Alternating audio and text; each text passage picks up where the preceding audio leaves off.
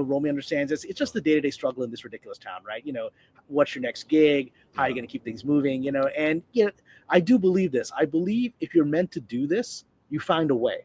Like I got quite a few friends in the last several years who've given up and left, right? Yeah. And they're happier. They've got other stuff going on now, right? They're in other places. But I'm still here doing this, right? And even in the struggle, I'm happy. You know what? We were on Lorena Creo show last night with Romy. They did the Q&A and watched Little Family Drama. Yeah.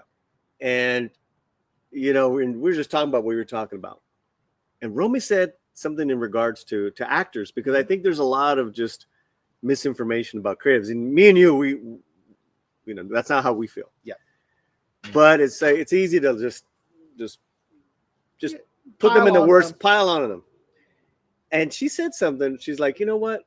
I know it's make believe, but my nervous system doesn't. No, who said this? Lorena or Romy did? Romy said this. Okay. So and she's in the industry. When she comes, right, meaning like, yeah, it's make believe. It's this, but when she's doing her work, her craft. And it struck me. And then some of the people in the audience were like, I never saw it like that. Well, but you see, but and that's the same thing as writing. No, it is. Go ahead. You go into a zone, right? Yeah. Anyone who's in the audience who's an artist of any kind, and I would actually include things like cooking. Like I think cooking is a work of art, right? I mean, I think so. You know, and it's because it's also meditative. You get out of the conscious world and you go into the craft, right? Yeah. Anything that makes you do that is a work of art, right? And yeah. But I think acting in particular is unique, and I think Romy's right to this, because writers can disassociate from the acting, because we write, it channels through us, and they were out of it. It's on the page. Sure. Directors also, they're observing. Sure. Right? And they're often in their head, right? Yeah. And they're analyzing their own emotions as they're looking at the material. Yeah. Right? Whereas an actor can't do that. No. Actor can't disassociate. They can't do their job. They must be fully present in, you know, what was Meisner said, to be real in imagined circumstances, right? Right. And I've taken acting classes, quite a few, right? Yeah. And it is a really, really hard craft, especially for adults. Children can do it easily because children are naturally there. Right. Children, when they're playing Jedi and Sith with their sticks, they're at Jedi and Sith. They're not. I mean, that's why I love the opening of Skeleton Crew, where the kids are playing that, you know, with the sticks or whatever. But see, that's why it always gets me when say play. Oh, well, cosplayers can do it better. It's like, no, they can't. They might look better in a photo. Yeah.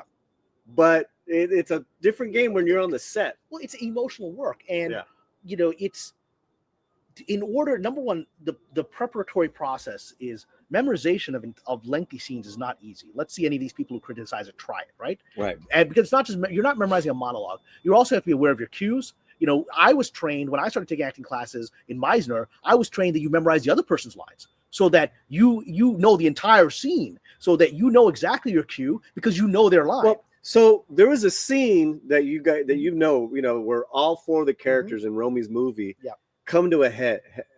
Yep. And they break each other down to where Romy's left by herself. Yep. And she's gutted. Her character's gutted, and she's been, just rocked. And the director she knew what she was doing. She just stayed on Romy's face, but then she just turned the camera so we can get that profile, because of what the character's looking at. Yeah. Is that the table's empty now. Yeah. And then what happens? Right away, the brother comes in acting like a butterfly because he's high. Sure.